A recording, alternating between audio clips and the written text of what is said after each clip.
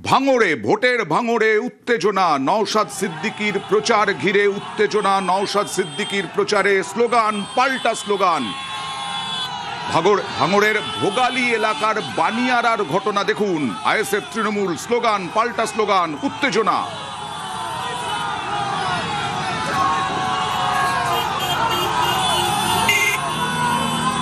ISF এর মুখোমুখি তৃণমূল। কেন্দ্রীয় বাহিনী পৌঁছয়, পুলিশ পৌঁছয়, পুলিশের তাড়া, লাঠি উঁচিয়ে।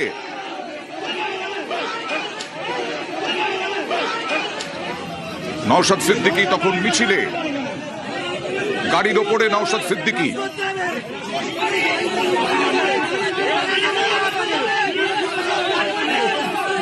নতুন করে ভাঙড়ে উত্তেজনা, ভোটের ভাঙড়ে উত্তেজনা।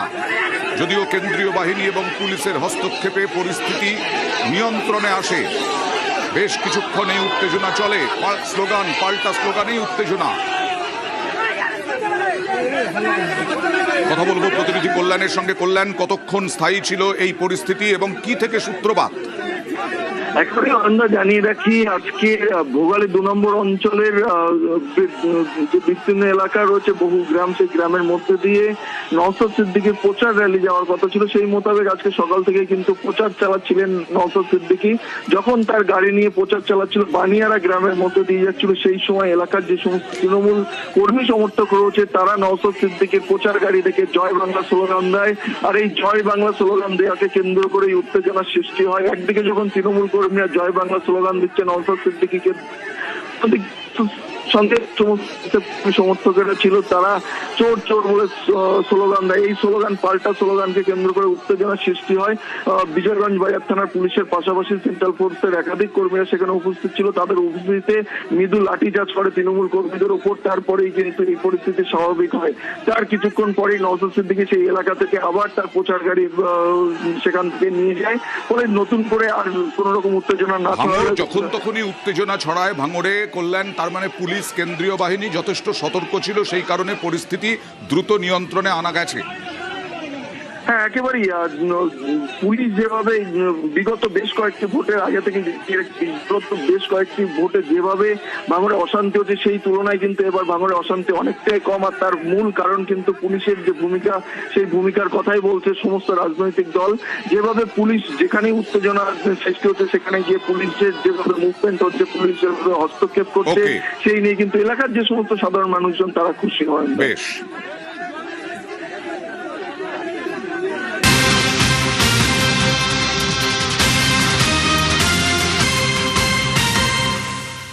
নেতার হাতে টাকার বান্ডিল। এ দেখুন, ভাইরাল ভিডিওতে দেখা যাচ্ছে নেতার হাতে 500 টাকার বান্ডিল। 500 টাকার বান্ডিল নেতার হাতে। চোপড়ার ঘটনা।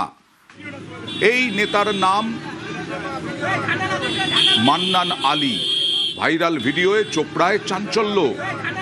ভাইরাল ভিডিও, প্রচারে টাকা বিলি নেতা মান্নান আলীর, এরকমটাই অভিযোগ উঠে আসছে ভাইরাল ভিডিওর মাধ্যমে।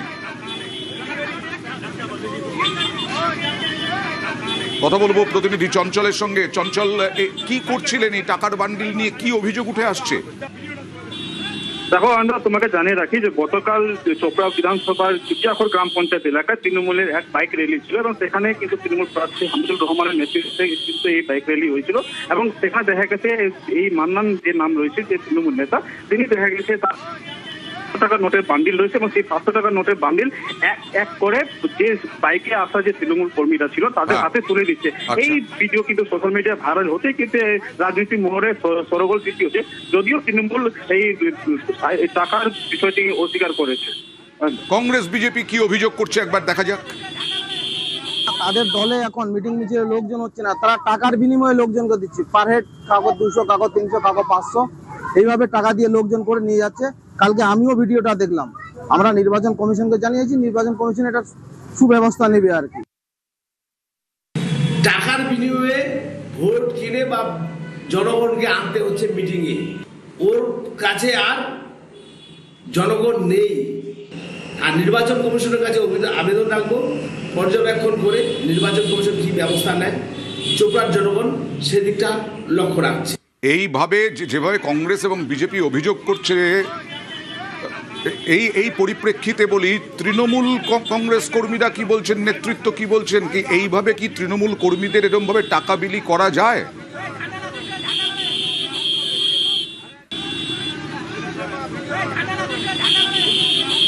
চঞ্চল, দেখো এই সমস্ত অভিযোগ কিন্তু অস্বীকার করেছেন তৃণমূল যিনি ব্লক সভাপতি রয়েছে পিসি রঞ্জন ঘোষ।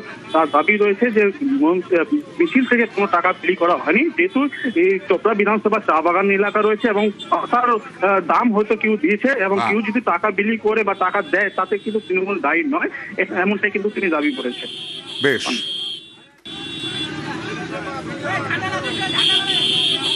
আজকাল রাস্তাঘাটে আমাদের চা বাগান এরিয়া, কেউ টাকা পয়সা দিতেই পারে, পাতা কেনার জন্য দিতে পারে। সেটা কি আমাদের মিছিলের জন্য দিয়েছে কিনা সেটা কি করে বুঝলেন আপনারা? আমরা যদি কোনো টাকা পয়সা বিলি করতাম তাহলে আপনি বলতে পারতেন। আমার কারণ নজরে নেই যে আমাদের কোনো প্রতিনিধি যে এরকম টাকা বিলি করেছে, তো আমরা তো পেজেন্ট ছিলাম, সেটা তো দেখলাম না।